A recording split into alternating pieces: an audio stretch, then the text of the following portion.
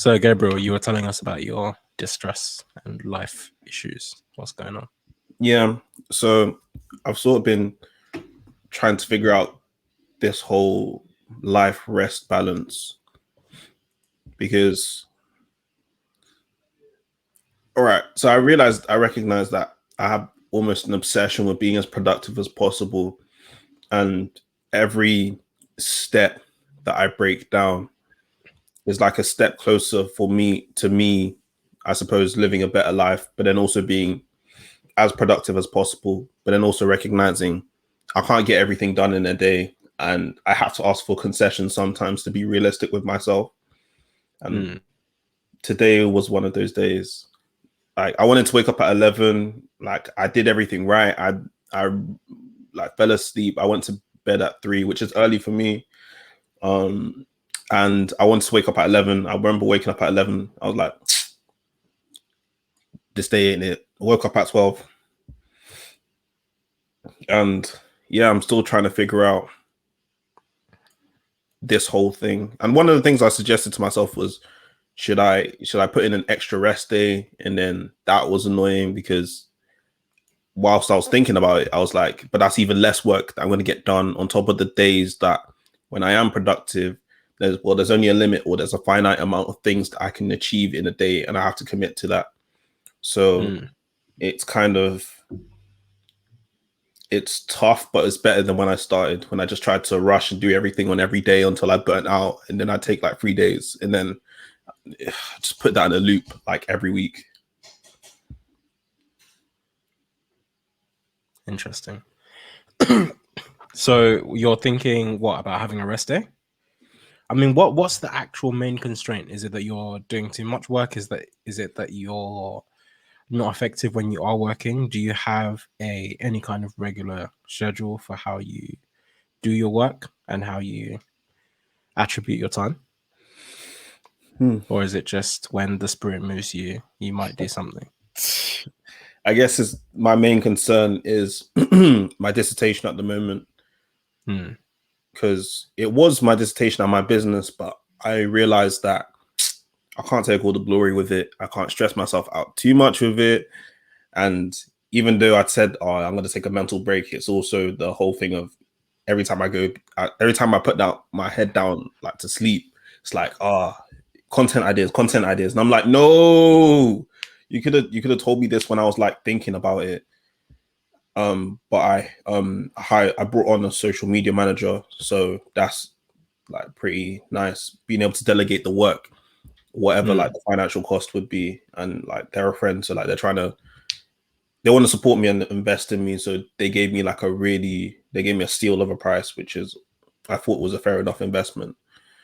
But the main concern at the moment is really dissertation. I'm just thinking every day, dissertation. I need to do the research for this, whatever.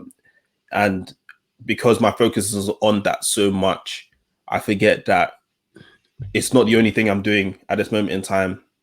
Like I've got stuff to do with the knowledge, getting work done with that, other lectures, other modules.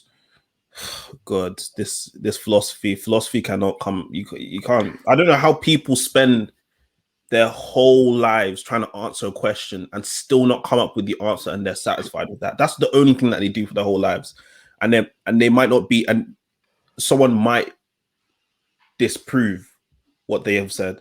I don't know how I would feel, how comfortable I would feel with that.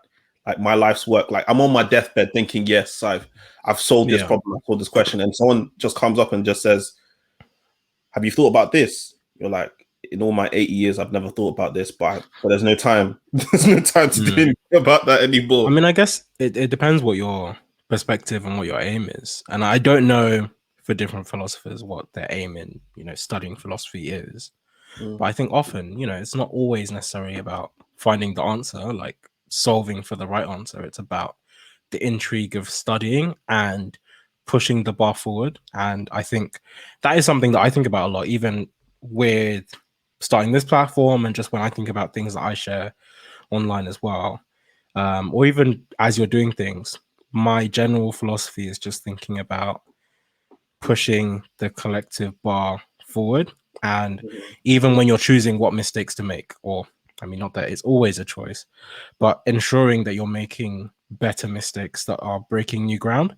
And so, in order to do that, it means that you have to spend a lot of time reading what other people have done and understanding what mistakes have already been made. Because if you're just going out and making all the same mistakes that everybody makes, the same basic level 1 mistakes, you're wasting everyone's time. You're not actually benefiting humanity at all by doing that. Unless, like, the way to add to humanity's collective knowledge is changing the variables. Maybe you can do something that people have tried before, but do it in a slightly different way. You can try new things. So I think as long as you're trying to break new ground, you are adding to, what humanity knows about solving this kind of problem. And so I think that can apply to what you were talking about in terms of productivity. It can apply to philosophy. It can apply to lots of things. I think the key is in exploring and breaking new ground rather than trying to solve the problem. I think part of the issue is if your sole goal was to solve the problem, you could live your whole life not solving the problem.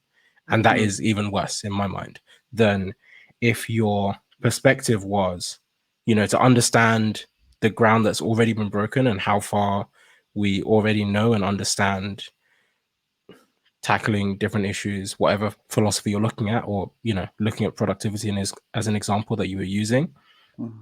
If you look at what kind of routines people have and look at how people typically break up their time and tackle, whether it's dissertations or just broader life issues, how do people attack those things, and see what you can learn from that and start from that point instead of starting ab initio from I'm just going to try and solve my own life problems, because that's what typically people do.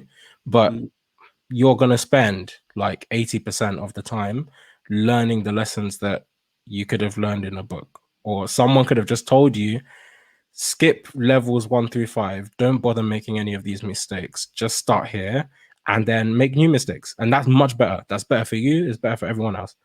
Because if you're making mistakes that, I mean, you can learn from, but that haven't already been learned before, at least using the same variables, then that's something that you can share and other people can learn from that as well. And so I think from that perspective, you're adding net benefit. And so when you die, quote unquote, as you were saying, it's not the case that, oh, you spent your whole life trying to solve a problem and it hasn't been solved.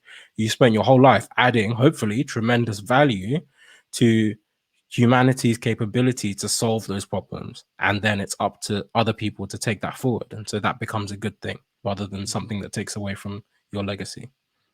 What do you think, JJ? Yeah, definitely. I think when it comes to productivity, it's very much like trial and error. But in terms of like philosophers looking back, I would say give yourself credit for what you've already done. Don't just look at the problem, like the mountains of work that you have yet to do. But yeah, take stock and think about, okay, how did I achieve it in the past? This isn't the first mountain you've had to climb. This isn't the first hard piece of work you've had to do. You already said you've taken a proactive step in hiring a social media manager, which is really cool. So now it's just about learning from other people, and not doing the same things again. When I find myself like continually doing the same thing, I literally say to myself, the definition of madness is doing the same thing again and expecting a different result. Like, I literally love that quote. And I physically stop in my tracks and I'm like, okay, let's try something else. So maybe for you, if you can't wake up before 11, not saying that you can't, or if you don't want to wake up before 11, it's not by force. Do you know what I mean? If you can stay up all night doing your work, this work is still good. There's no, it doesn't devalue your work. What time you did it, they don't care, as long as the work gets done. If you need to work in sprints so that you can take, rather than taking rest days, you take like a few rest hours, or you turn your phone off during like certain periods of time, that is completely valid as well.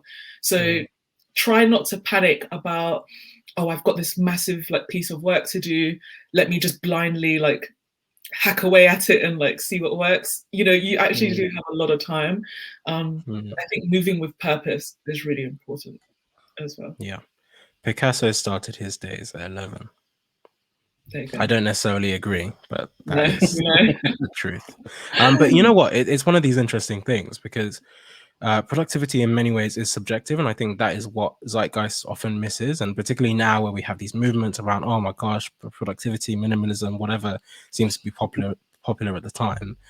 There's this notion that, oh my gosh, you just need to do what everyone else was doing. And I know I just talked about learning from others. That doesn't necessarily mean just copying and replicating whatever you see other people do, because one thing that I think people overlook very often is the fact that as humans, we all have different chronotypes. And your chronotype is, typically the big chunks that's broken into is morning larks and night owls. And so there's some people that are morning people and there's some people that are evening people. And where that comes from is this is something that is, endemic to humans. This is genetic. This is part of our DNA. This is who humans are. And I think historically, part of the reason, mind you, just to add the context, is because, we humans are a social species. We lived in tribes. We slept outdoors. We slept together. And when you're outdoors, there's no protection from wolves and from wild animals and wild creatures out there. And so, at least this is what scientists believe, is that we developed so that different types of people would be awake at different times of the night. And so you have some people that would take the morning kind of watch and are most alert in the morning to long afternoon, evening periods. There's some people that start a bit later in the day, and then there's some people that are most alert during the evening, and those are the people that typically take the night watch. And so obviously, as our society has developed, we have constructed like such rigid expectations of this is exactly how the world works. This is exactly how working life works. We are all awake at this time. We all go to sleep at this time. Anybody else, you are an outcast, or you just work security, or you do something else. And I think that's a really interesting thing, because as humans, we're just not really like that. And obviously, I'm not telling you, in your workplace, go to your boss and say, I'm a night owl. I can't be waking up for 9 a.m. meetings. But I do think that, at least for yourself and in how you manage your time and how you think about your own quote unquote productivity, is recognizing that part of this might just be this is who you are. That said, a lot of that also does get thrown off by all the flashing lights, all of the blue lights that we get from our phones, from our computers, from screens. And so actually probably the best way to test what your chronotype is to, at least for like a week as an example, just make sure that during the evenings you're not using your phone or devices. I mean, that's hard when you're working, but I think having a bit of a reset digitally, at least away from sources of blue light, will help you to confirm whether or not this is your natural sleeping cycle, or if it's something that has been engineered by, because I know when I was a student, I was up every day at 3 o'clock, 3 a.m. I mean, just because that's just what you're doing. You just don't sleep. You watch Friends. I watched all the Friends all the way through, and then you miss your lectures in the morning, and that's just student life. But I think so. You need to be able to separate what part of this is, lifestyle, and what part of it is biology. And once you have been able to separate that, you can accept your biology, and you can accept, you know what? I mean, maybe 11 is a bit late, but whatever. Like, you get what I'm saying? Like, but maybe I'm someone who's not fully alert until later in the morning, and that's fine. What I might add to that, though, is if you're drinking coffee, even though I sell amazing coffee from demrepworld.com, that's something to be mindful of as well, though, because if you're starting that late, and I don't know if part of your ritual of wakefulness and getting into work is drinking coffee and all of those things, you don't necessarily want it to be the case where your second coffee of the day is now at 4 p.m. because you only started at 11 a.m. because that's also going to contribute to your potential sleeplessness, or do you know what I mean, having a lack of energy later on. And so again, these are all things that you should think about as factors of how you decide how productive you're going to be, when you're going to be most productive. And yeah, I just think it's important to remember that we're all different, because I think a lot of the time society will just tell you. I remember there's times I used to try and pulled all kinds of all-nighters, and I don't know what it is. Maybe something changes, because in uni I was definitely staying up late and pulling all-nighters to get work done and to do work. And even when I was working in law, you pull all-nighters, but I wouldn't necessarily say I'm an evening person. I've definitely realized now I'm a morning person. When I wake up in the morning and I can get work done before the day starts, like today, I was telling JJ I was up at 5. Not that, oh my gosh, this is something people need to do, but I know if I get up that early, first of all, it does 2 things for me. One, it lets me procrastinate. And I think this is something people wildly undervalue. Me getting up at 4:30 or 5, as I often do, is not because I'm some perfect machine. It's because I can spend an hour on my phone and waste it. That's the time I'm on Twitter. And I don't know if people like fully understand this. People see me on Twitter during the, I'm not necessarily on Twitter during the day. I wake up first thing in the morning. I look at everything people were talking about from the day before. I save all my responses as drafts, and then I tweet it when people wake up, or I schedule my tweets for later in the day, and then I go, and then I can live my life. Oh my God. And I have activity happening, so I don't have to be there when everyone else is there. So anyway, that's just part of my perspective in terms of how I deal with that as someone that, again, if I'm up earlier than a lot of people are, how do I manage to stay synchronous? How can I still keep in touch with people? How can I still do all these things? You have to find ways around it. Yeah. Can I segue this into our topic? Yeah, go on. Of, finding different ways to do things. Okay, so our topic this week, I like to introduce it because I'm the person that came up with it, is financial literacy. And much like you, Gabriel, this week, I've been sitting here thinking, what am I doing with myself? Where is the time going? Where is the money going? I don't know if anybody uses Monzo here. I feel like you guys are pretty clued in, so you probably do. They do like a yearly roundup. My roundup was abysmal. It was really, really, really sad, to say the least.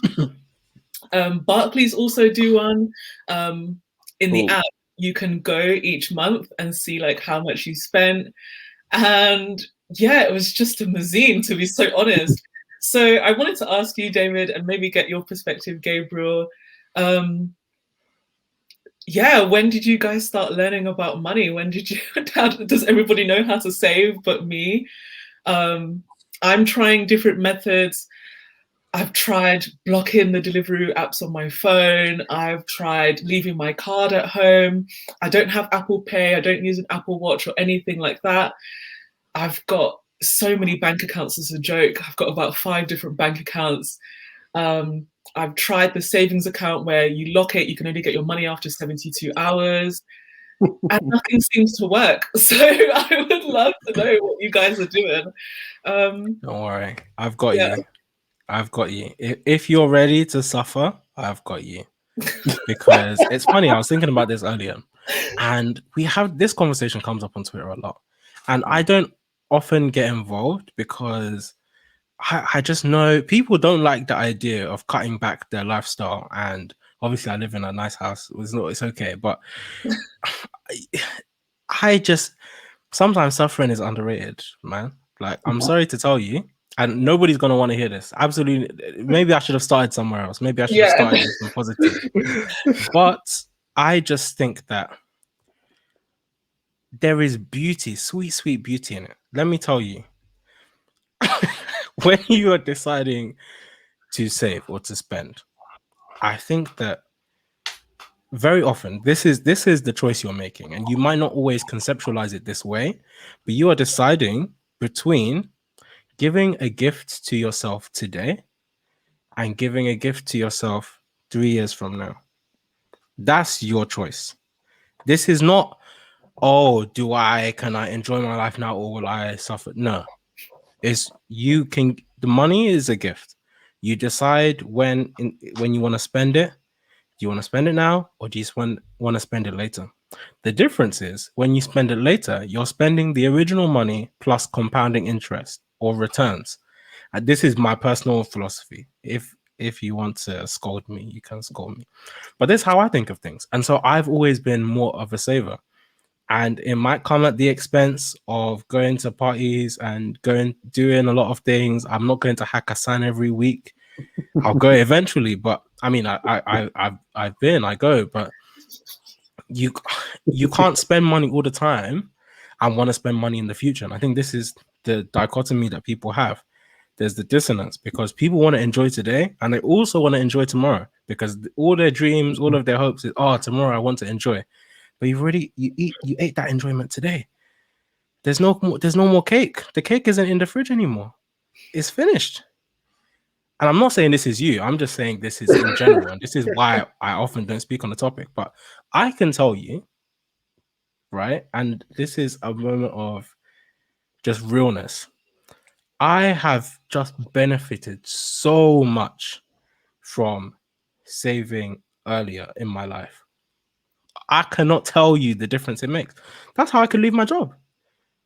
I could leave my job knowing full well that two things. First of all, and it's funny, I was actually talking to Shopper about this the other day. Savings wise, not that I need to come and give any kind of figures or anything like that. But the point being, since I was in uni, since I was like 18 or so, I've just been saving. And because I've been saving and that money mentally in my mind just doesn't exist and I invest it and there's other things you can do with it, but it just doesn't exist. So half the time, and people have heard me say this all the time, I'm broke. I don't have money. I don't have disposable income because it's gone. Do you know why it's gone? Because it belongs to the future. I stole it from myself. And that is one of the best saving tips I can give you. And so when I tell you the things that I do with my money, it's stealing from me. And again, it's the same thing I was saying with productivity. This is not because I'm some responsible paragon of, oh my gosh, I'm such a good saver. It's because I know every time I used to work near Liverpool Street. And sometimes I could walk to Moorgate or I could go to Liverpool Street. There's this thing called, what's it called? The Cornish Pasty Company. That place. Anytime I walk past it, I'm hungry. I have to buy. It's £5 every single time. You can see how that adds up. And other things as well. All of these things, £5 here, £5 there. What I decided was, if I stole that £5 from myself before I had a chance to spend it, now I just don't have £5 anymore. I just don't have it. It's gone. It's gone. So half the time I look at my bank account. Okay, I have a bit of money because I have some bills to pay. But generally, a lot of the time, there's not a lot of money there. Sometimes it's like £100, £200. I don't have a lot of money. I'm broke. But when I look at my savings accounts, I have 3 savings accounts, and then I have my investment portfolios. I have 2 at the moment. We don't even need to look at those things because that is just in the wind. I'll wake up in a few years and I'll look at it and I'll be like, okay, we're in business. But anyway, sorry, I know I've digressed. I know I'm rambling, but the point was, okay, so going back to like leaving my job, 2 things that I'd done. One was, okay, because I'd saved up all this time, I knew that even though I'm perpetually broke, like in the present, realistically, push comes to shove, based on my monthly expenses, I can survive. Nothing is going to happen. Nothing is going to happen. I mean, I don't actually want to ever have to spend the money I've saved, but I know that it's there. And having that, not security blanket, but it is security because it lets you make very different decisions. So then on top of that, when I was thinking of leaving, I'd actually been thinking of leaving. I left towards the end of the year. I'd been thinking about leaving from the beginning of the year. So on top of my regular savings, I'd started saving a runway specifically for leaving so that when I left, I'd have like 6 months worth of expenses so that I knew I could just take 6 months off. And part of the aim for that was to focus on business and focus on things that I was doing. But I also wanted to know that literally when I left, I went to New York Fashion Week. I came back, I went to London Fashion. I was having fun. I was not, yeah. And you can do that because I've saved specifically to do that. If I was going to Hakkasan and I was buying Mulberry bags in February, I wouldn't have been able to chop life in September. That's just the fact. Do you get what I'm saying? Then But it's it's because good. I was intentional. I was thinking about that in advance. And what's funny is when I started saving that runway, I didn't know when I was going to leave. I thought I'd still be there for another 2 years, but I just started saving just in case. Just in case one day I woke up and I was like, I'm tired. And that's exactly what happened. So, so it worked out. So, yeah, mentality wise, that is kind of what I would say or how I would see it.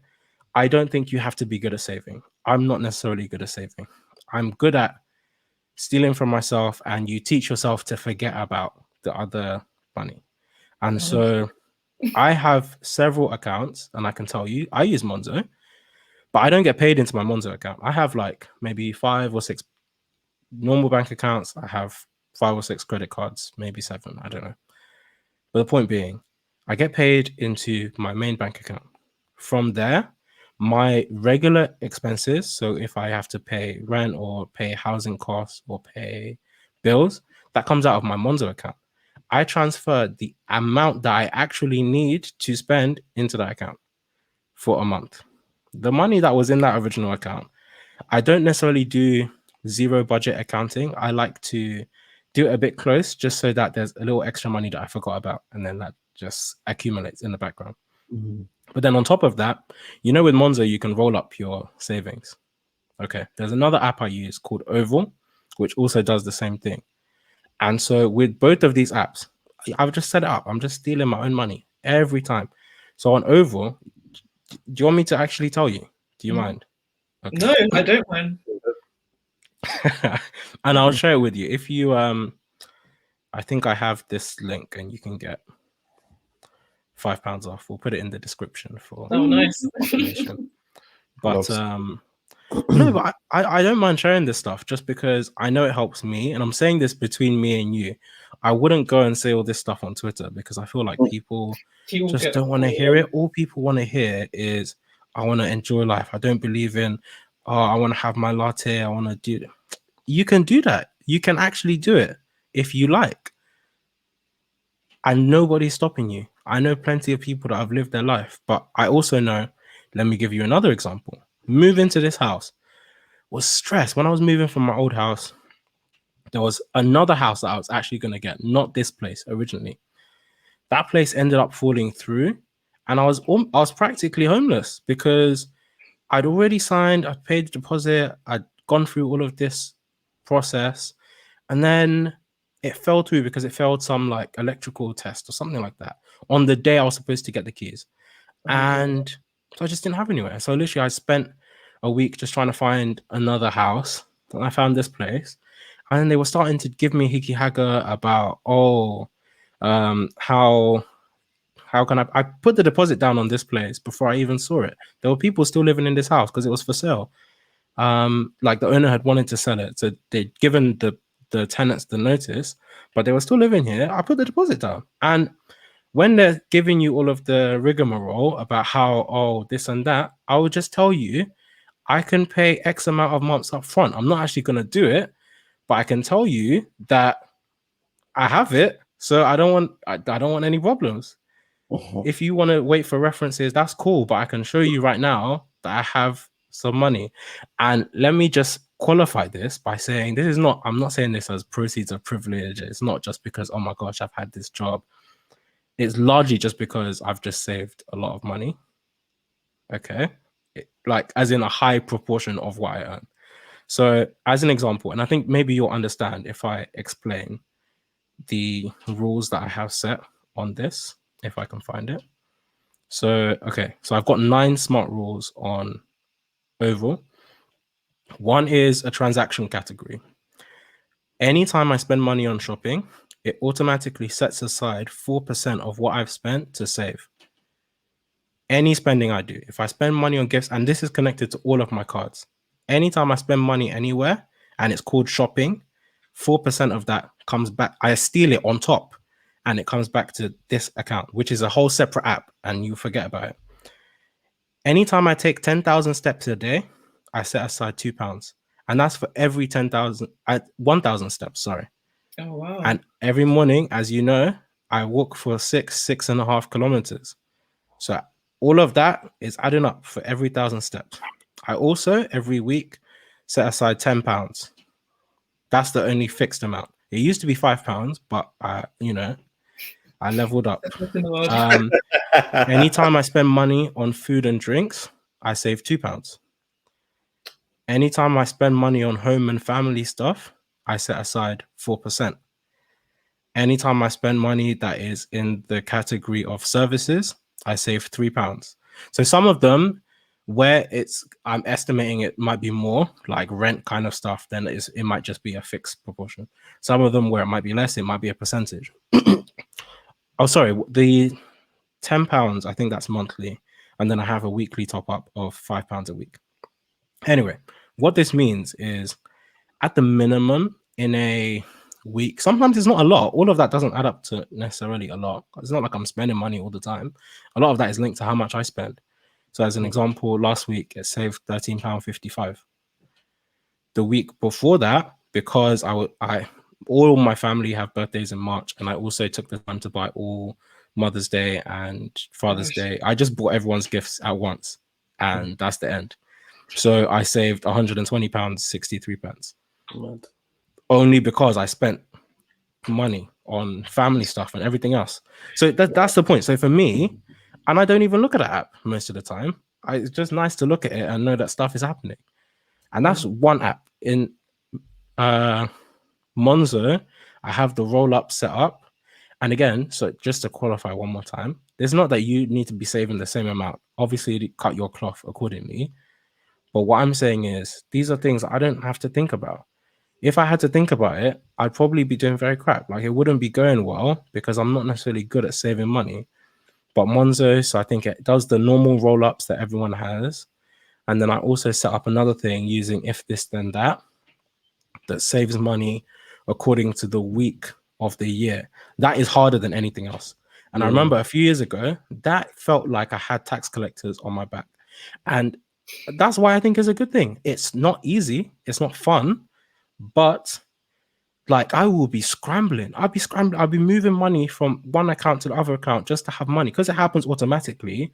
I don't want to go into overdraft. That, like, it feels like bills, but the person I'm paying bills to is me. So so you still win at the end of the day, even though it's hard. So I might not be as stringent, and obviously I can do this at this level with so many little categories because I've built up that muscle. But you can start with something smaller where you set a few rules and connect it to just random stuff that you don't think about. I think when you're thinking about it, then you actually need to activate your discipline. Discipline is a muscle. When you use it too much, it actually wears you down.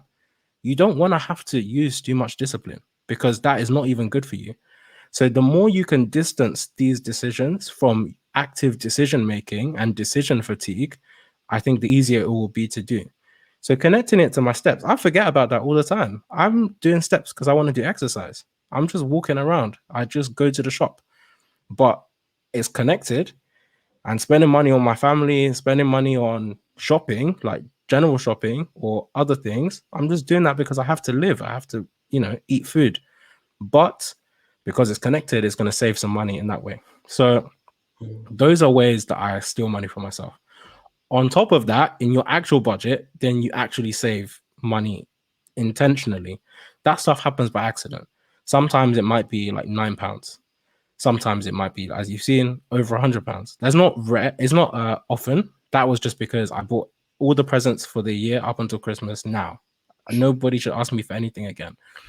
But yeah, so I save money intentionally as well. So I have in Monzo, I think I have a rainy day fund, which I would encourage everybody to do, everybody that's here. I'm still replenishing mine. Moving house was very expensive. So you should have one rainy day fund and then a savings that's separate from that. And that's all I really save. Everything else, well, when I say save, is invested. So a proportion of my salary goes to my investment accounts, and I typically use stocks and shares ISAs. I also have a LISA, which is also a stocks and shares LISA. And this is not saying that everybody should go and use trading accounts for their money. Don't say that I told you to do that. That's just something I've been doing since I was in uni. And there's benefits. I'm just telling you, there's benefits. You should read about the benefits. I think it works out very well. If you're risk averse, just pick a very you know what? The easiest thing you could do is just set up an account with Nutmeg. This is not financial advice. Nutmeg or any, I used to use Money Farm. I've tried Money Box. I did not like it, only because I remember the pain when I tried to leave. They just made that painful, and after that, I was like, no, never again. So I can't recommend that in good faith, just because personally I didn't have a good experience. Money Farm, I had a great experience. Nutmeg and Money Farm for me were very similar. Nutmeg slightly better returns, but you can't depend on that. But I think Nutmeg is just much simpler. Like that, you just put money there. That's it. You just get on with your life. Just don't think about all of these things. So yeah, stop thinking about it too much. If you have to think about it, it's probably not going to go well. And I think that's why a lot of people suffer with saving money. I think, Gabriel, I'm going to ask you in a minute, like, what your relationship with money is like. Sorry for that lecture, by the way. But No. Thank you very much. That was really insightful. I think that, yeah, having like the random rules is cool, because then I won't think, oh, I've put £9 away, I've got £9 to spend, because that's how I think. I check my accounts like every day, unless I've overspent, then I don't check my account for ages and I just continue spending. So I know how much I've saved. So if anything bad happens, I'm like, oh, it's okay, because I've got such and such amount in my savings. So that's definitely like, but you should stop checking the savings account though. Don't, and never check it again. You should even delete the app. That's what you shouldn't do. And I think, so just going back, the reason I find that it helps is even if you find yourself compulsively checking your check-ins account, like your inbox where you spend the money will be gone. Like the number of times I've wanted to buy food and I opened it and I just don't have the money anymore. Sorry, it's just not there. And now you can't spend it. So that's the end. That's the end of the situation. Can I just speak about the psychology of it, like really quickly though? The reason I wanted to speak about, well, I'll say a few things. First of all, which you already acknowledged, you have to have money to be able to save it. And you already said, cut your cloth according to size. So I can definitely take what you're saying and like reduce the margins and the percentages. I'm not one of those people that's like, no, I can't save at all. Like even if it's a penny, I can save a penny. I think the issue with me is like, I don't know whether it's I don't want to be patronizing to myself. I don't know if it's because of age, but I'm a risk taker. I enjoy an adrenaline rush. I like things that are happening, you know. So that's why I like enjoyment, because stuff's happening. I'm getting some dopamine, I'm getting some serotonin release from the pizza, from going to the movies, from buying something. I have a physical reaction to spending money. And so the only way I can actually save is through stocks and shares, because then every week or every month I can go back and look and I'm like, oh my God, I've made some free money. Amazing. This is so exciting. And I can look at all the graphs and like the returns and like compare myself to other people, do all the research that's going to go into it. Like, you know, what are these people investing in? Da, da, da, da, da. So that's the only way I can save money, which is really bad and a really risky thing to do, because obviously you can also lose money. And I haven't lost any money yet, which is even worse, because it just like gives me like this false like God kind of like pretense. But yeah, so when money is just sitting in my savings account, okay, you can earn like, they don't even give 1% interest now. It's like 0.2. I'm just like, a penny, whatever, I might as well just enjoy it, you know what I mean? And get my dopamine that way. So that's my issue. It's like, I need something to be happening with the money. Like, and also the third thing I'll say is, I'm not an economist, I'm not gonna generalize, but I think that for me anyway, coming from like a working class background, or a background where like sometimes you had money and sometimes you didn't, I kind of have this mindset where I'm like, well, spend it now because anything could happen tomorrow and it's going to be gone. Like I will say that I know my limits. Like I'm not somebody, I don't like credit, it scares me, and that's why I said I put in financial literacy and not just savings, because I know that credit is a good thing and if you use it wisely. But yeah, I'm just somebody that's like, I'm living for the here and now. Credit, you have to plan for the future, right? To pay it back. Savings, you have to plan for the future, to use it in the future. So I'm just tunnel vision, what is happening today, what is happening right now. I don't want to know about credit. I don't want to know about long-term anything. I think that aspect plays into it as well. I'm just like, future planning, it's, yeah, I just can't do it. But Gabriel, I'd Yeah. love to hear what your relationship with money is like. It's it's getting better. I'll say I'll saying that. No, like I'm genuinely in a good place. I've got some of the things that David suggested. Like I've got a stocks and shares ISA, but it's a different one. It's called Plum. If anyone's interested. Oh, I've heard of that. I use Plum. Yeah. They're pretty lit. And one of they've got like that AI which sets up the saving rules, and I'm just.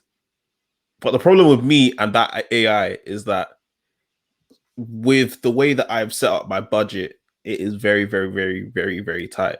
Some weeks I'm just seeing £1 in my bank, and then Plum's like, "Oh, combo saver! I've decided to come and take £2.33," and I'm like, "I'm coming to collect that back come Wednesday." But more time, I feel like the way that I've structured my budget and I've learned to live is that I live well below my means, so I basically survive/live on 60%, and then each percentage after that is 10% is going to emergency funds, 10% is going to, it was supposed to go into investing, but I realized my subscriptions are sucking me dry. One thing I'm going to cut down on, because really and truly too many of us have Netflix for us to all be paying for Netflix alone. Yeah, cutting down. I don't even pay for Netflix alone. Really you guys need to step it up. But I will pay for Amazon Prime, because not only am I a student, but they're stepping their game up. They just need to correct their interface, because it's not the most pleasurable experience. But anyways, enough about Amazon. So 10% going to subscriptions, and 10%. What's the last 10%? I forget, but that's all stocked in my Monzo, and so I live.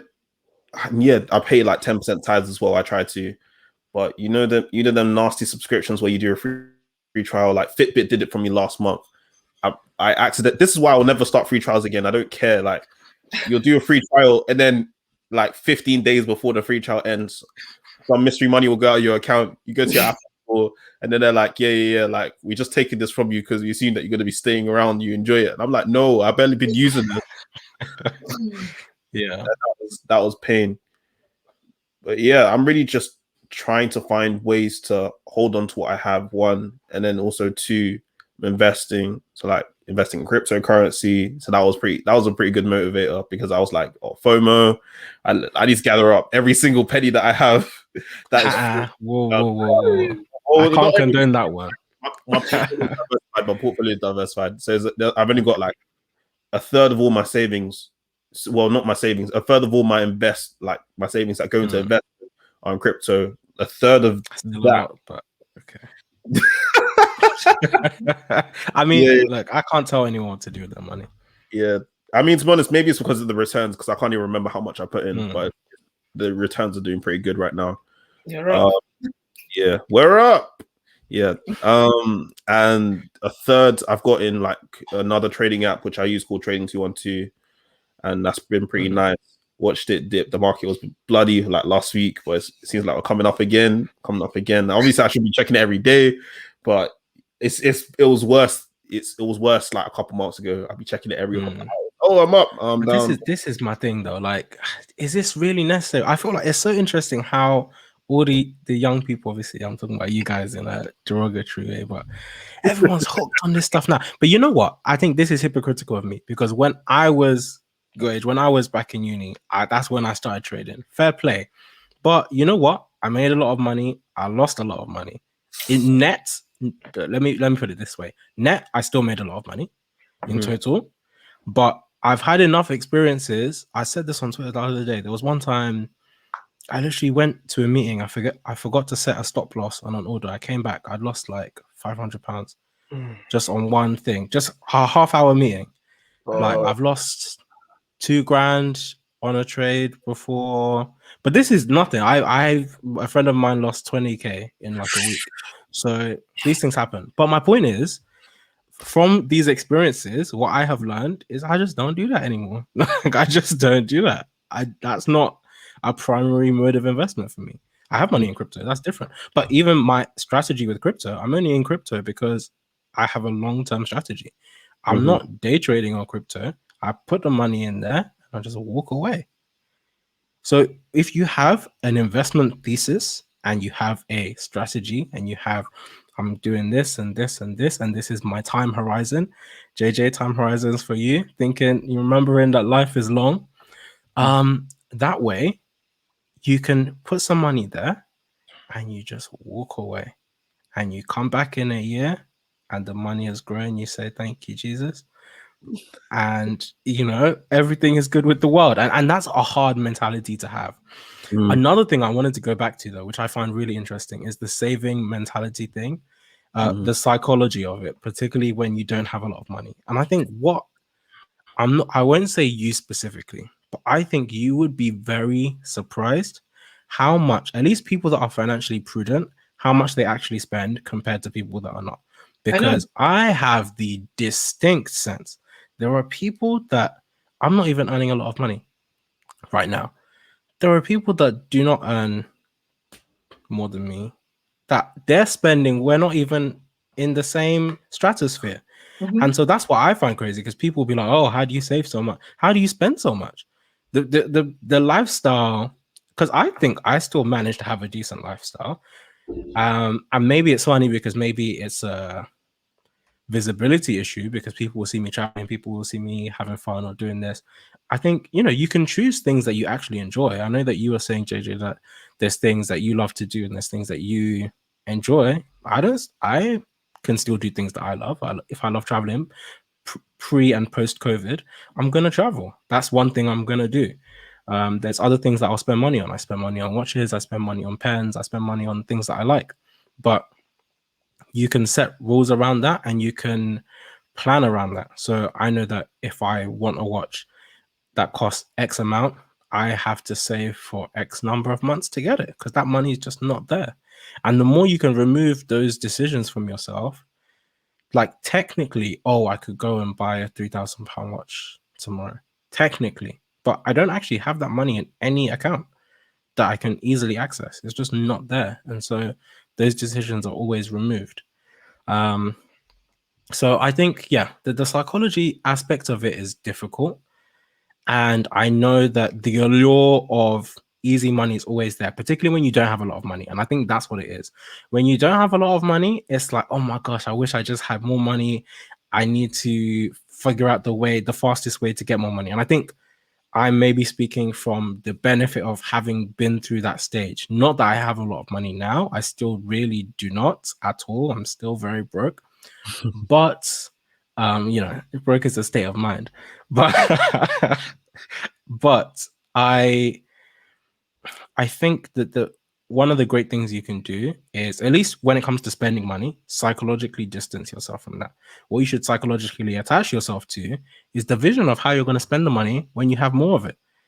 And the way you're going to have more of it is with a nice, secure, long-term strategy that's going to tell you in X number of years, you're going to have this money. And it doesn't sound as sweet as crypto. It doesn't sound as sweet as instant returns tomorrow.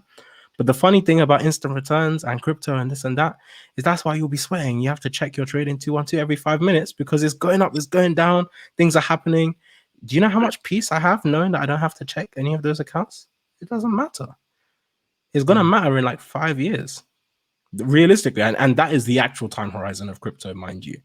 It's not, there's nothing really that's going to be happening in the next few years. There's going to be iterative steps. It's going to be changing.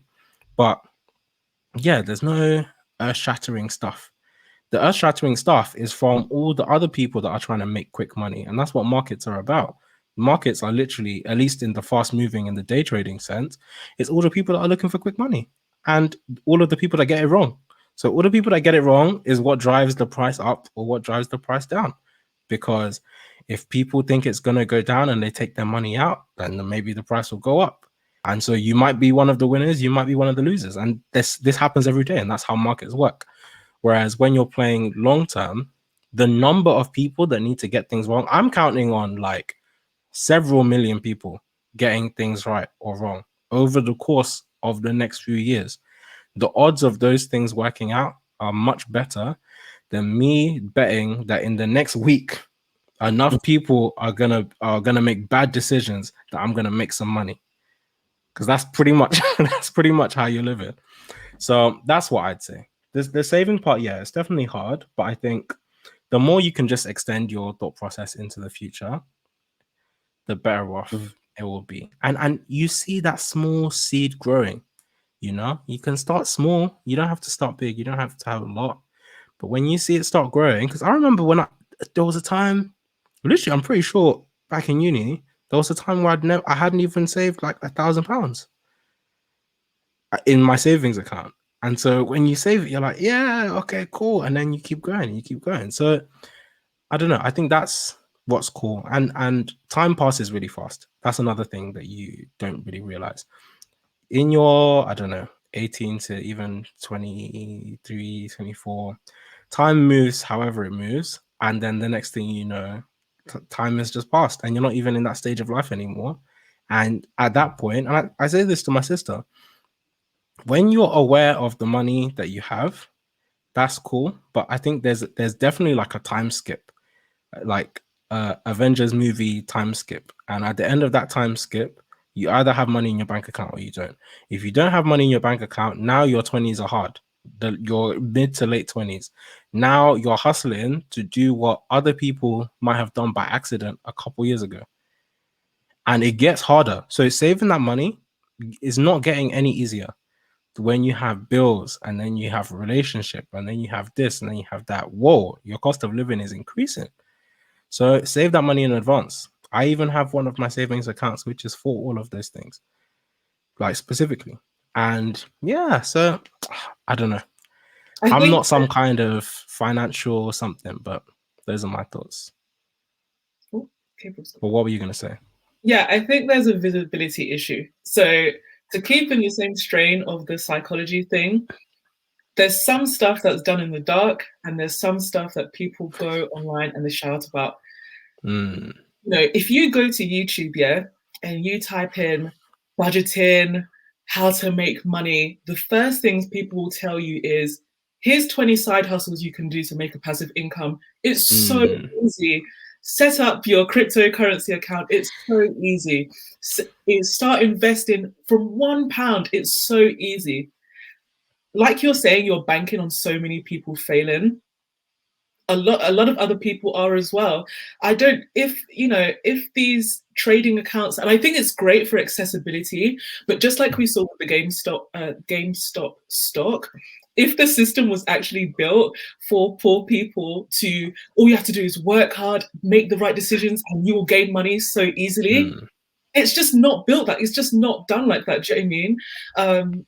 I even saw this like data on Twitter today, and it was like your chances of being a millionaire based on ethnicity. I don't know if you guys have seen this.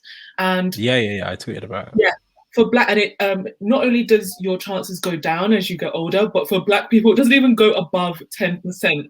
So I feel, I'm not one of those people that's like, oh, there's these like insurgents in the Black community or whatever that are stopping us getting ahead. But I do feel like there is like a systematic thing like at the back of this. Me and David literally just a few hours ago were talking about ideal customers and core customers. And I learned today that Apple's core customers are men in their late 30s to 40s who are young professionals, but their actual customers are young people. Why is that? It's because people want to bridge that gap. They want to feel that connection. They want to feel like they know what they're doing. They want to feel like, oh, if I get this Apple product, I will be a young professional. I will get the job that I want. I will be able to do, I'll be able to increase my salary just magically by getting this computer. And just like I'm talking about that kind of like physical reaction to spending, when you don't have a lot of money, and I completely agree that rich people do not spend their money at all. I know rich people who are so stingy, and it's for good reason, because they don't need to aspire to anything. They don't need to prove anything to anybody. Do you know what I mean?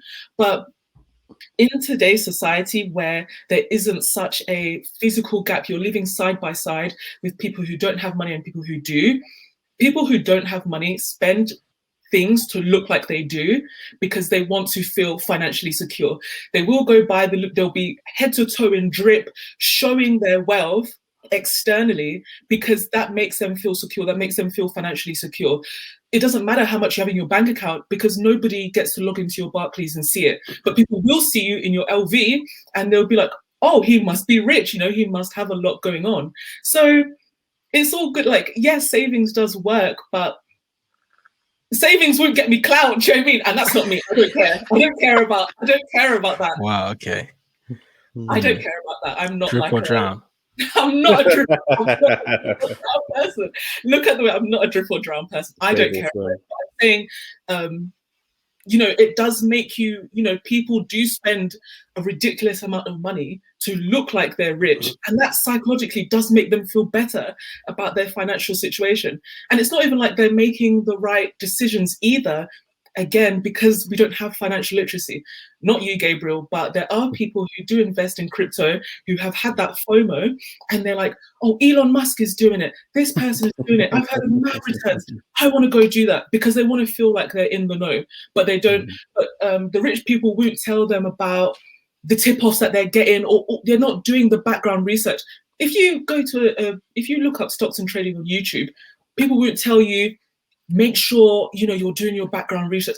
They'll say it as like a disclaimer, but then they'll tell you about all the amazing returns you can get, because that stuff is boring. Do you know what I mean? And the main reason I wanted to bring this up is because my little brother, he's 14. He called me up the other day and he was like, I'm going to invest in Bitcoin. I put mine in my head. I was like, what are you talking about? He was like, I've got £10. I saw this guy on TikTok. He said, just £1, you're going to make a mad return. It's up. I was like, what do you know about stocks? Tell me what this graph is saying right now. I said, number one, you've got to be 18. He was like, oh no, I found a workaround.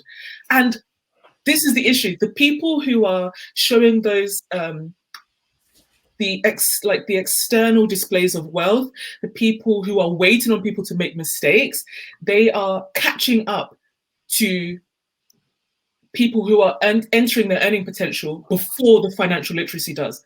So before my little brother can finish his maths GCSE, he knows about cryptocurrency, he knows about stocks and trading, and somebody on TikTok has given him a workaround so that he can start investing before he's 18. And that's my issue. And they're telling him this is financial literacy, instead of him knowing how to do algebra or knowing how to do savings, or knowing how to pay tax. They're telling them that's what financial literacy is.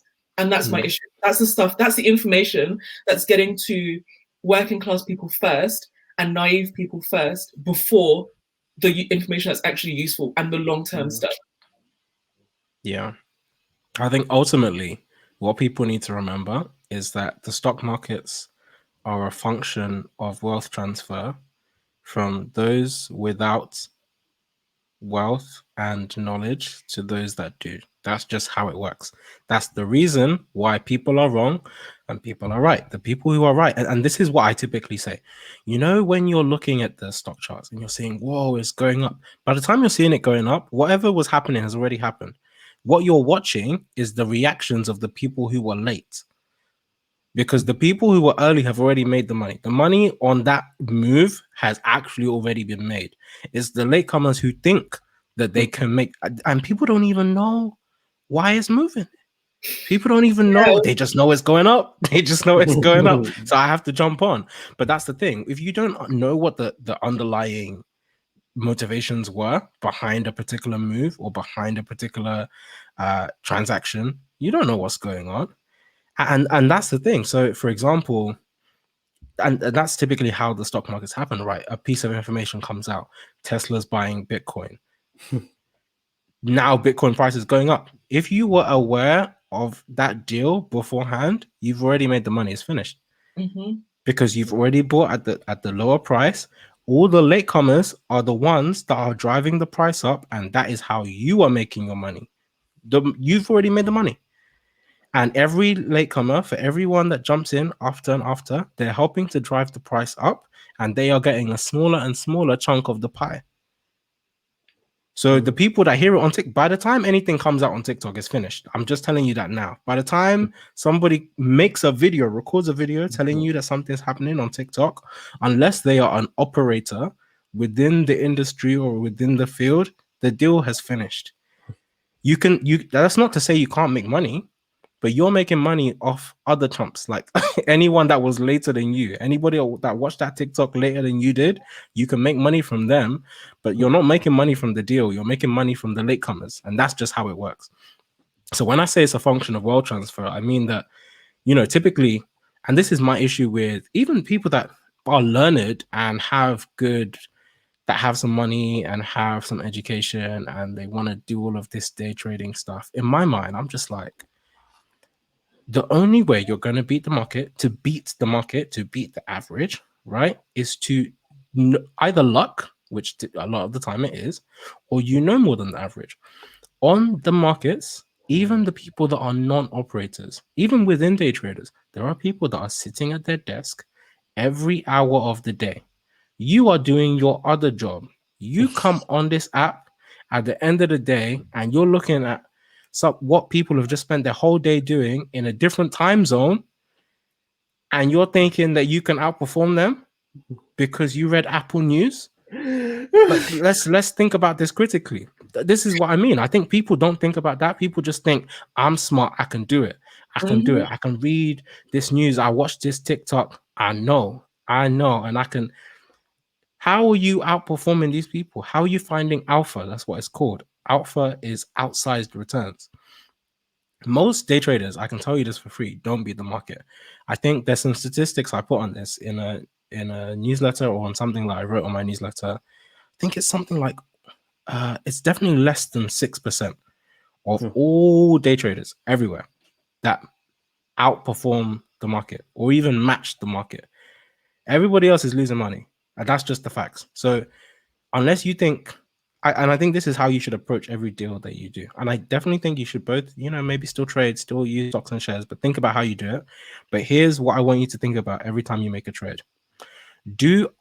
Is the knowledge and whatever intuition is going into this trade, does this put me in the top 6% of people trading on this deal? Because it has to be. Otherwise, you might as well just put your money on the market itself. That's just how it works. Unless you, whatever knowledge or information you have means that you know more or better than 94% of the other people that are about to trade this stock, you're not going to outperform them. That's just the nature of averages. So unfortunately, that's why this is what I do now. I just track the market. And when I say track the market, I think this is, maybe it's a bit misleading, because people think, oh my gosh, the whole market, I'm not going to make any money. You can track a subsection of the market. You can track large cap indices on the FTSE 100. That's a smaller chunk than, you know, all the stocks on the FTSE 500. Do you get what I'm saying? But you're still tracking those. And I don't even care. Like, I don't know what's in my portfolio. I have zero idea. I don't really care. I just know it's going to go up. It's not always going to go up. It's not always going to go up. But over time, that's just what happens. And so it's sufficiently diversified enough that I pick, like, my general hypothesis is going to be something like, it's different for the different portfolios, but I think for my main one, it's like something like 40% UK stocks. It's going to be mostly large cap, largely tech focused. I'm talking about broad categorizations. I don't care what companies fit into that. I'm just telling them this is broadly what I want. Anything that falls into that category, I want it. If it comes out of that category, you sell it. That's how it works. And then you just leave it. So it's easy enough to say, but I think that's just how I would think about trading, at least how I think about it now. Because the odds are, even when I talk about trading, I've been trading for what, 8-9 years, in terms of even doing like day trades from back when I had started doing all of that stuff. But the fact is, I will tell you for free, I don't know. I'm not spending enough time in the markets. And I've worked on financial deals. I've worked on deals from $50 million to $1 billion. I've been on deals. I've done stuff. Cool. I don't know enough to think I can beat the market. So, and I think I possibly know more than some people. So that's all I'll say on it. So I think, yeah, just take the time to read and be educated. Maybe there's some people that have crazy intuition and they have some killer investment thesis. But another thing that I will say, I know I'm rambling here, but I hear people say this a lot, like operators say this a lot. Essentially, particularly with people that trade like penny stocks or just day trading, if you knew how to trade, you wouldn't be an analyst. That's pretty much how it works. If you could actually trade, like if you actually knew enough to make serious money, that's not how you would be making the money, because that's not where the real money is made. That's just how it works. If you really, really, really knew, you wouldn't be a junior at this bank. You would be the one calling the shots and making the deals. That's the facts, though. And that's how it works in reality. And so I think that is something that people often overlook. It's the Dunning-Kruger effect. We overestimate our competence and overestimate our abilities. We have a little bit of information and we think, whoa, I can do it. The reality is that's not always the case. Absolutely. Everybody thinks that everybody thinks that they know more than they actually do. And it just scares me. Like, yeah, but I think over the last year, speaking to my younger siblings, that's what's made me aware how much I don't know about finances. So I've got 2 brothers. I'm really exposing them, but I had to because, you know, when they hear it, like from me, they just think, oh, JJ's trying to stop my bag. You know, I've cottoned on to this amazing idea that everybody else knows, but they just think, yeah, I'm going to be a young millionaire. Their role models are like rappers and, you know, like success stories that are the anomaly. They don't want to hear me say, go focus on your books, because that's boring. Again, it's boring. Nobody wants the boring side. Everybody wants the quick buck, the flashy side. But I was talking to another one of my brothers about credit, and I have a big issue with like payday loan companies, especially. Now, sorry, David, I'm not this would come up. I'm not trying to stop your bag, but I have it's fine. a big issue with them. They market themselves to millennials, to Gen Z. I asked my other brother, I was like, where did you hear about this? He sent me the video. The guy on the video was saying, oh, you could use Klarna from 16. It doesn't affect your credit score. When you check out, it's like sometimes it's auto selected as the option you're going to use. And they don't say, this is what you're paying back. They say, pay £4 today, 25p today, whatever, and forget about it. Do you know what I mean? Or we'll text you. They don't tell you about the interest hikes when you miss one payment, you know.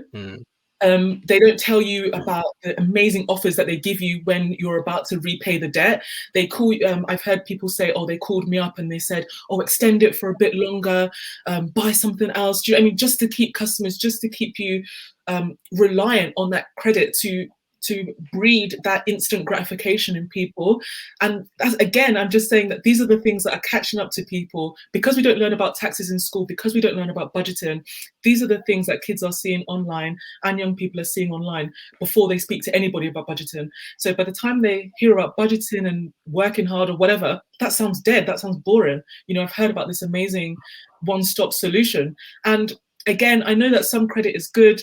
I am scared of credit. I think there's a happy medium, but you know, Klarna's not telling you use it in a wider budgeting style, are they? They're saying this, you know, go on Boohoo and buy a top for £10 and pay £2.50 a month. If that was an inherently good thing, why would you be telling people if you £2.50 a month is a ridiculous amount to get on credit? It is. I'm sorry, it is. And you are an inherently good company for something that's not essential. If you were an inherently good company, you wouldn't be offering stuff like that. Do you know what I mean? You would be doing background checks on people, but they're not. So I want people to see that side of it as well. What do they gain out of it? You know, people at 0% interest, they're not doing it out of the kindness of their hearts, are they? Again, they're relying on you being lured in by this instant gratification, lured in by this like easy road, and continuing to use that for the rest of your life, when everybody else who's privileged enough to have found a different route is budgeting and saving and building their properly. But one thing that I will say about that, okay, first of all, after this, we can follow up with talking about what they teach about saving and investing in school and how that affects people later in life, because I have some thoughts on that also. But in terms of Klarna, I have a few thoughts. I definitely agree with what you're saying, and No. I'm not trying. I'm not trying to be an op here, but I think that just in terms of the last bit of what you were saying, one thing that I would say that I think maybe there's a bit too much fear mongering about, and this is why people don't always understand credit, is that, and I don't know the exact case for Klarna, but I can use American Express as an example as a credit card company. And I know the same is true for many credit card companies, particularly the type that offer rewards and things like that. The bulk of the money they make is actually not from people owing money. And that's why they can have rewards. I know it sounds counterintuitive, but you can look, they have annual reports and you can see how much they make from people, from late fees, from all of those things. And I definitely agree those things are still bad. And that's a different conversation we could have. All I'm highlighting is that the way that they make the bulk of their money is just from transactions. They make money from the transactions happening and being used as the point of sale. And so that's how Amex makes money. The more you spend on your Amex, that's why they always try and incentivize you. That's why they do deals. That's why you can get points, because they make money just from you using their card. That's all. And that's how they make the bulk of their money. Okay. So going a step beyond that, I just wanted to put that out there for what it's worth. I definitely agree. I think probably one of the most misunderstood things about credit, and at least this is the advice I might give just from how I use my credit, because I'm a strong believer. I use credit all the time. I've used Klarna. I used Klarna the other day. And not that I think people should use it, but how I use credit. Let me explain my thesis first. You use credit to spend money you already have over a longer period of time than you would have otherwise needed to have spent it. That's it. The money I spend on any of my credit cards is money that is already in my current account. I have the money. I just don't want to spend it right now. What it allows me to do is to spread and when I say this, I pay all my credit cards off in full every month. I've never not done that in 6-7 years. I don't know, in enough time. I've never just not paid my credit cards off in full, and I have 6 credit cards, all in full every month. But in my mind, all it does is it gives me 2 months. I just spread the payment. Instead of losing £500 today, I'll spend 250 of it this month and 250 of it next month. I get a salary every month. In the interim, I will have been paid even more money, and so it's a way of, it's part of my budgeting, quote unquote. But I have the money from the beginning, and that's my general recommendation. Only use your credit card for actual regular spending. That's why I'll never be on board with people that go and get these 0% credit cards just so that they can spend money that they don't already have and things that they can't already afford. I'm not on board with that, and I would never agree with that. And also, that's not even as good for your credit. What is good for your credit is paying your credit card off every month or even twice a month. Like, more, that's part of the calculation. Anyway, the point being that, yeah, I definitely think the intention should be spending money that you already have. So even sometimes, I think the smallest, I used my credit card on Klarna once, it was something like £50, because why not? Because I have the money. Then this is the difference. It's not a case of, oh, there's something I really want that I can't afford right now, and I'm hoping that in the next 4 months I'm gonna have the money. That's a very different mindset, if you get what I'm saying. And I think that's typically the kind of people that are buying into it. The kind of people that are buying into it right now are saying, okay, do I have £100 for this item? No. Do I have £25 for this item? Yes. The rest of the £25 installments, when God drops manna from heaven, I'll find a way. The money will have to arrive somehow, some way. I don't know it just yet, but give me 30 days, I'll figure it out. And I think that's where people start falling into these traps, and that's when interest starts building up. I've never paid credit card interest in my life, so I couldn't even tell you what that looks like. Well, once or twice by accident, and then I'll call them and tell you made a mistake, sir. Please refund the money. So that's how those things work for me. And so that's why I can say, from the position that I'm in, where I'm like, oh, credit cards are great, credit is a good thing, but that's because I'm not using it in a way that maybe some people are encouraged to use it. I'm not doing this whole, oh, I'll get a card with 24 months 0%, and then I'll pay it off eventually. God forbid. Never in my life. I couldn't. I can do 1 month. So I mean, I might like longer. It would be nice, but yeah, I've just never paid credit card interest, and so I don't think anyone else should either. So yeah, just spend it on money that you already have. The other thing with Klarna, I do understand the perspective of the issue with reaching out to young people in the way that they do. And I think that's just a big issue, just generally, particularly when they're like 16 and not 18. If you're 18, it's hard to say. I think maybe that is where, as a society, we're failing, or school systems are failing.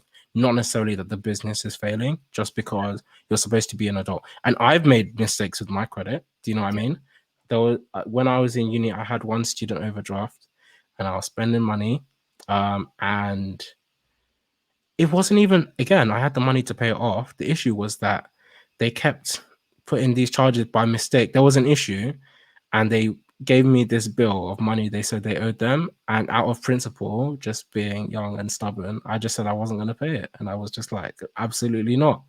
And I was just fighting them until they defaulted my account. So this is life. But you live and you learn, right? So I do think that when you're old enough past a certain age, yeah, you can make mistakes. But this is where I would go back and say some of this stuff is things that we should teach in school. And something that I've been really interested and fascinated by is when we start looking at, and I'd be interested to know what you think about this, JJ.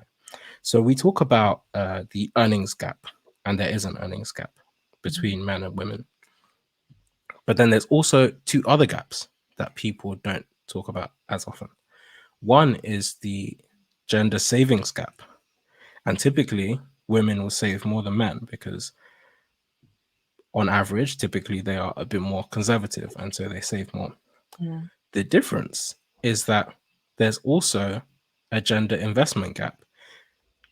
And this is when men save more than women. And over time, they generate outsized returns. And so it's a really interesting phenomenon where even if you saved a similar amount, quote unquote saved, but in different ways, over the course of like 20 years, that ends up in hugely disparate outcomes. Mm-hmm. And I think that's a really interesting thing that people don't really talk about. And maybe we should. But it also just comes down to education and the fact that, yeah, like you were saying, people might be scared of credit. People might be scared to invest their money because they don't know where it's going or they don't know what's happening. So I have seen that research.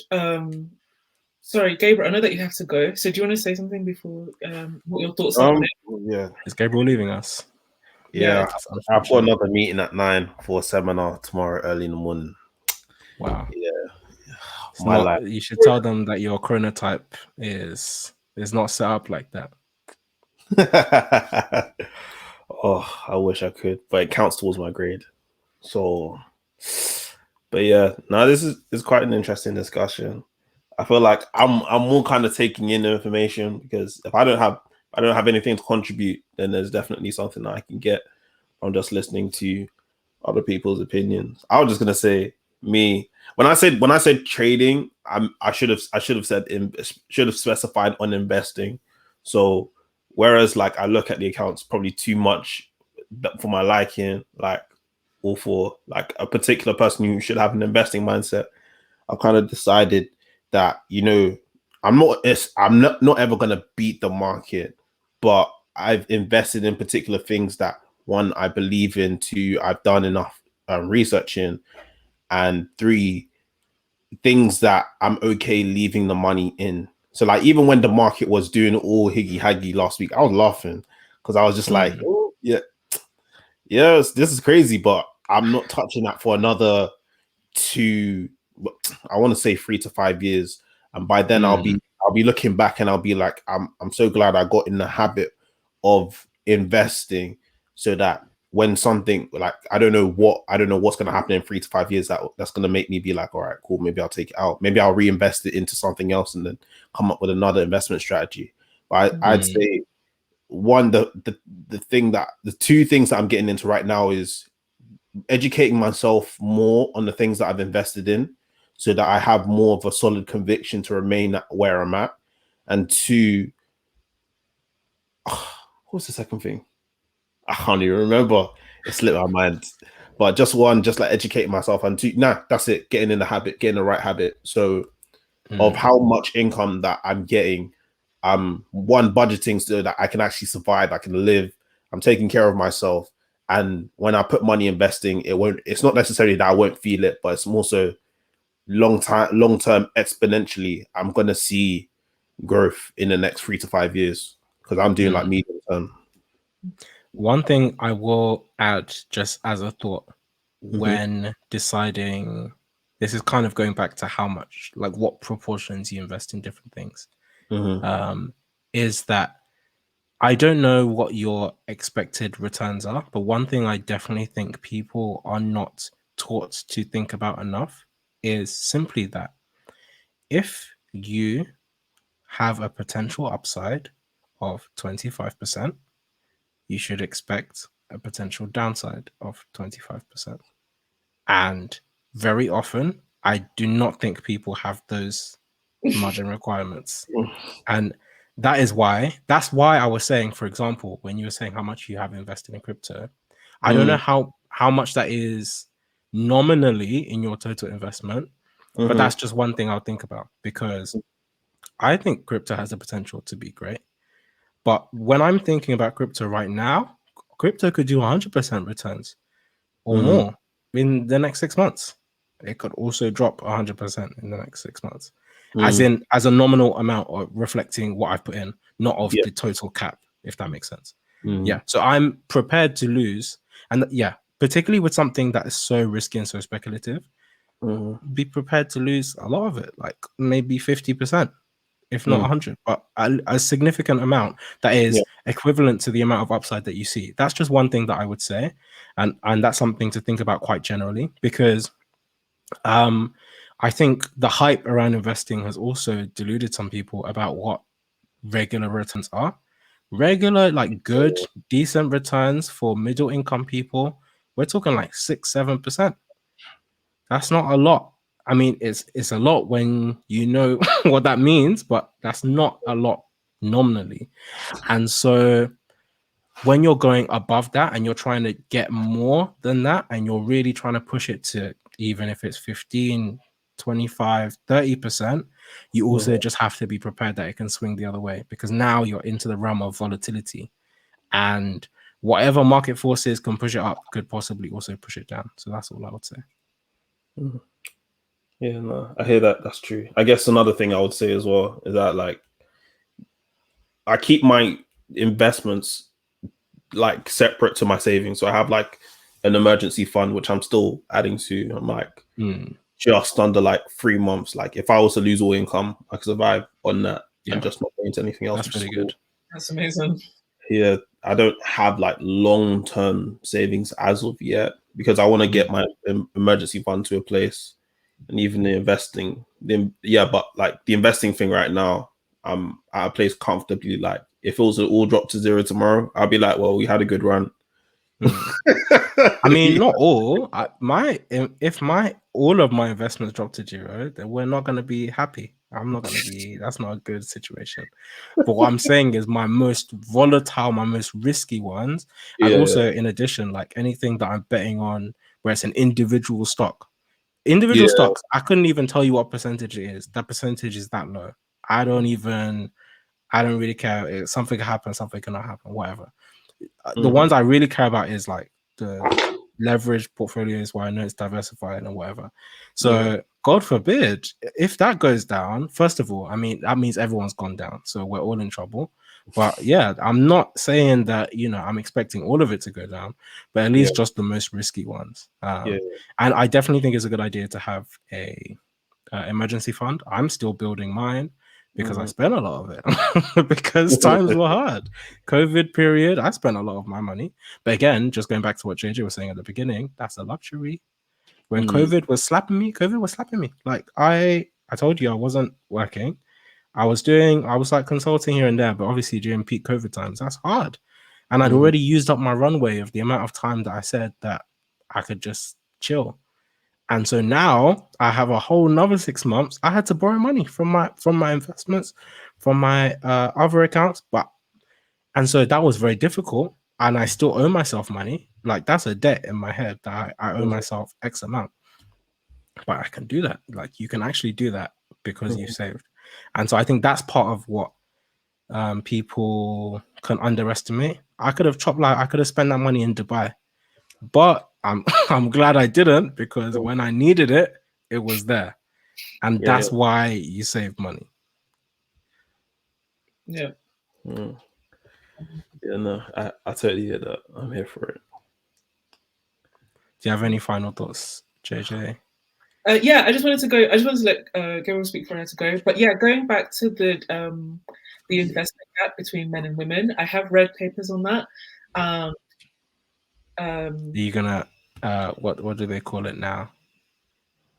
Do the fact finding truth mission? You're gonna tell me that I'm wrong and I was speaking out of turn. But it's I'm talking about the reason behind it, and it's I'm trying to be careful because I'm outnumbered here. It's because men underestimate. I'm even heading out, so you're going to be level-headed. I'll see you guys. See you later. It's because men overestimate the knowledge that they have and overestimate their skill set, whereas women underestimate their skill set. And that's why you also see there's been studies on LinkedIn where women are less likely to go for jobs because they don't meet all of the requirements. So they put like 10, if there's like 10 job requirements, if women don't meet 8, they won't apply for it. But if men meet less than half, they'll still apply. And the same thing happens with investing. Men are more likely to be risk takers because they have they think, oh, it'll be fine, you know, whereas women are more conservative because they're more likely to second guess themselves and second guess their predictions.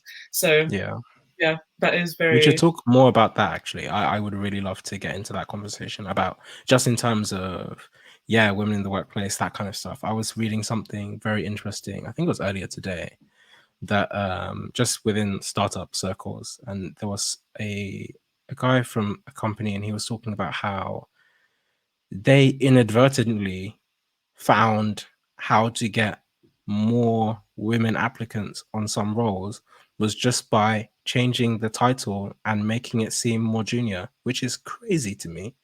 But for example, they changed one role from like CMO to marketing manager.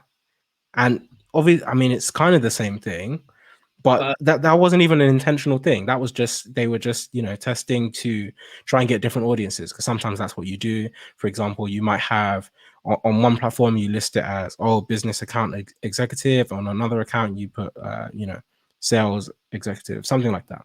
And so they were just testing different titles, but they found that, they make that change. Suddenly you have way more women applying for the role. And it's not like they're underqualified for the role. These are still the exact same people that you're looking for, but it's interesting how those things play out. So it's something I'd like to talk about more. Yeah, absolutely. Absolutely. And I think that's the same thing that we're talking about. There is that's what I'm saying. It's the psychology behind it. So, and I think you make a good point about like exercising your discipline muscle, but I don't know. I guess maybe it's like what groups of people have the confidence to do that. Maybe it's like a thing like within yourself as well. And I don't want it to seem like I'm making excuses. I think that I have the discipline to do that. And it's funny, I always say to my friends, like, even though I'm terrible at saving, when I came to uni, people said, oh, you're going to be eating sleep for dinner, you're going to be having beans like 2 weeks. I have never gone hungry. I save else. And with the rest of the money, if I'm broke, I'm broke. I just don't save, which is terrible. But I would never put myself in a situation. I've been privileged enough to have enough student loan where I'm not going to be destitute. I don't save. But I feel like when, even just speaking to friends who, or hearing other people talk about it, if you come from a background where it's like, you had food insecurity or experienced homelessness, your relationship to money is so volatile, and it's kind of maybe there's sometimes this feeling of it's too much responsibility. I don't know what to do. Self-sabotage, like I don't know what to do with this good fortune, or you get a job and you don't know what to do with the salary. Nobody has taught you about taxes and how much you're actually going to earn after tax, and about investment portfolios, or even just about ISAs. You don't trust it. You don't look around for other options. you don't have multiple bank accounts, all that kind of stuff. And I think, yeah, the financial literacy conversation, I know on social media, you can only talk so much in a Twitter thread. And I actually did read your newsletter about investing. It was the second time I heard about Nutmeg. I didn't use your link, unfortunately, but No. I don't care about all of that stuff. Because I switched to them. I switched like the bulk of my portfolio, so I'm yeah, very evangelical about things that I use. yeah. But that gave me a big wake up call about doing the research before I invested in stocks. So you converted one person, but No yeah, problem. I think there's a wider conversation to be had about the psychology around money.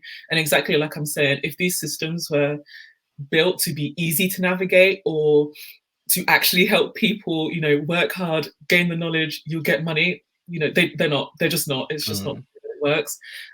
They're counting on people relying on credit. They're counting on people relying on debt, or they're counting on people keeping all their money in a current account and a low interest savings account, and too scared to move anywhere else. And yeah, that's one funny thing that I find, because another thing people just don't even think about, the reason banks can give you 2% on your interest on your money is because they are taking that money, or a leveraged amount of it, and they are investing that money, and they're making way more money, and then they give you 2%. That's a kickback. That's a thank you for letting us borrow your money. Thank you for letting us, thank you, sir. I'm very grateful that you didn't decide to make money with this money so that I can make money with this money. That's pretty much what happens. And I'm not saying you shouldn't put your money in the bank. I'm just telling you that's how it works. Yeah. And so a lot of the time, you're just deciding who gets to take the risk. The bank is taking the risk. You don't have to take the risk. That's why you get a reward. You get paid your 2% because they took the risk, and you get the upside, a small portion of it. If you want to take the risk, then you can have more upside. So that's the balance. But you're definitely right that we're not teaching kids enough about this, or at least in the right ways, and there's not enough formal education about how to do all these things. I also agree with you to an extent about the privilege issue. And when I say to an extent, what I mean is, I absolutely agree that part of the reason why I might feel more comfortable taking more risk is because I'm a man. Absolutely, like that's uncontestable. That doesn't mean it's a bad thing. Do you get what I mean? Like, I think that it just might mean that you have to push past some initial reservations to do it. And that's why I'm happy to say, this is what I'm doing and this is what I would do, because I think other people should do it too. And I see how these things play out.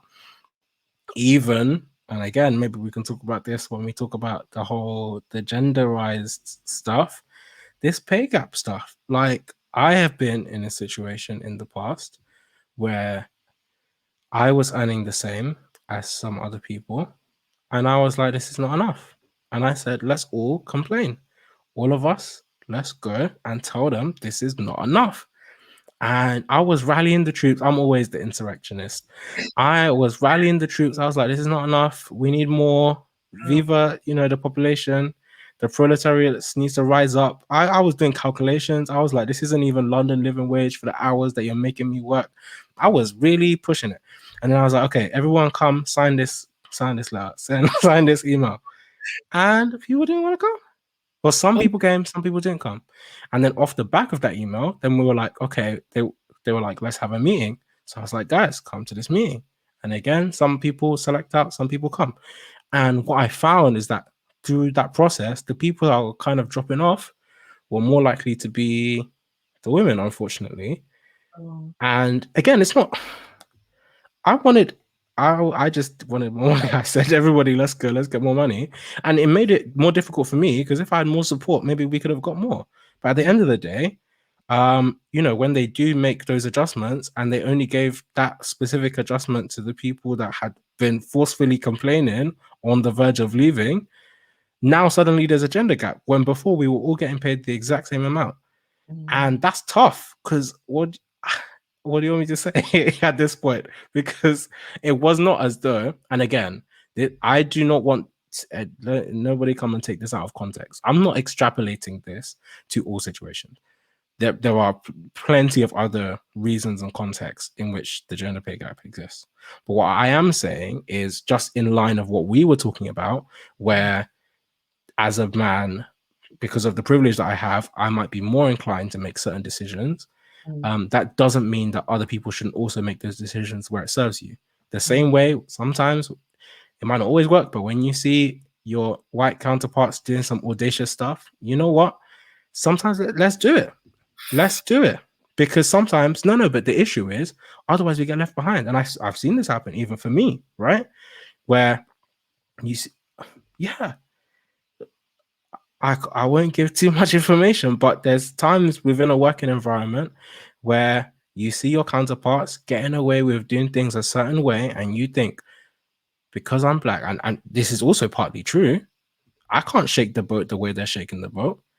I can't do all the things that they're doing.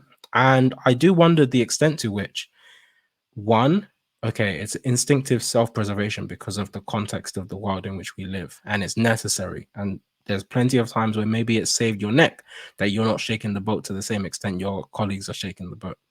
However, there's also the possibility that to another extent, this is just mental shackles that we're keeping ourselves in because we have been taught to believe that we can't shake the boat. And we've been taught to believe that we can't step out of line and we can't make too much noise. And so when we see other people making noise, we're like, whoa, okay, that's for them. We can't do that. We don't have the power to create that change.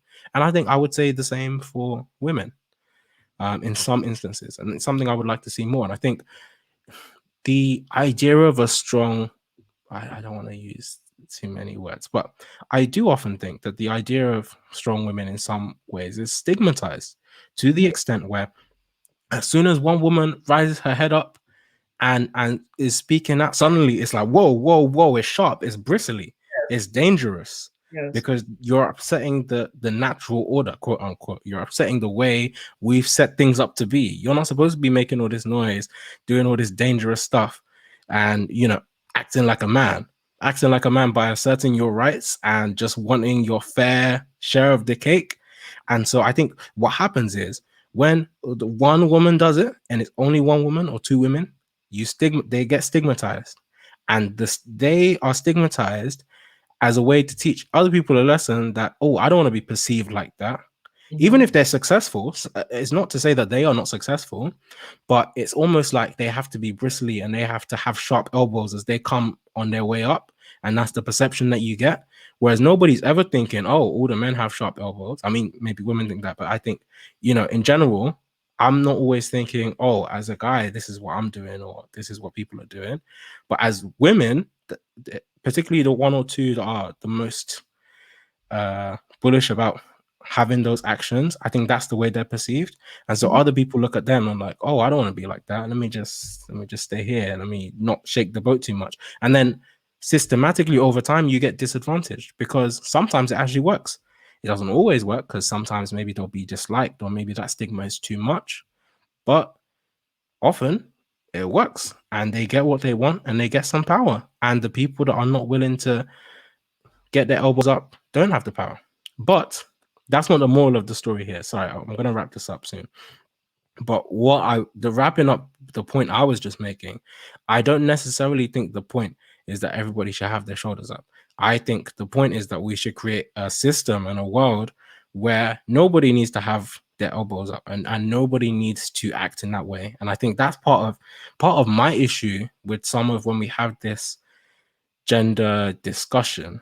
It's like, especially from when I hear women talking about it, it's like they want to have the stuff that men have. Men are killing themselves at record rates. We're not happy with this stuff. Like, the ideal should not be everybody should do things the way men are doing things. The way men are doing things is not even working for men. Everybody should stop doing all of this stuff. This is not how humans are supposed to be living. This is not good.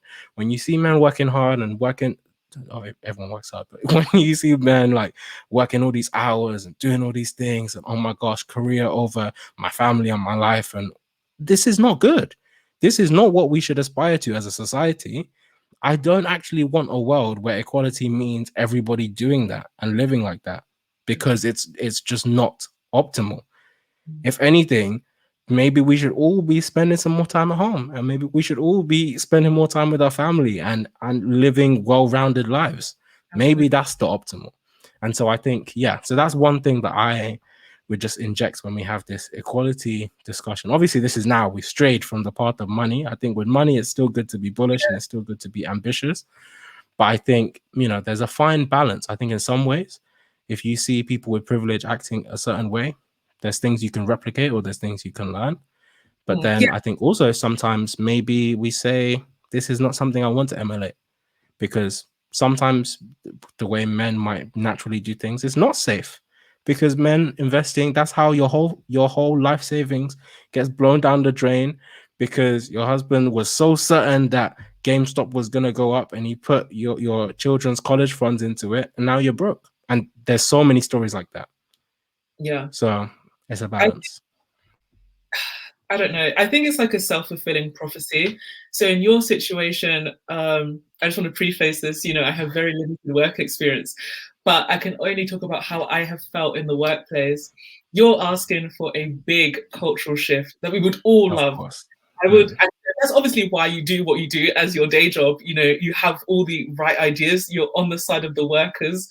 You've given your example of your early unionizing days, but we see examples again and again of men failing upwards. So even if you went room and gone into that meeting and said, I want this, and it didn't work out for you, your job would be fine. Your boss would probably be like, you know what, I actually really commend you for that.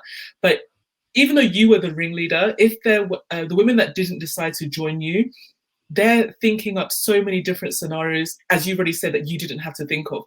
They might not get fired right away, but it might be 6 months down the line. You know, they might think, oh, my manager's just gonna hold that one because he doesn't want a woman to do. So he's gonna forget that you were there and all the other men were there. He's gonna see that woman in the back and be like, all right, I'm not gonna forget.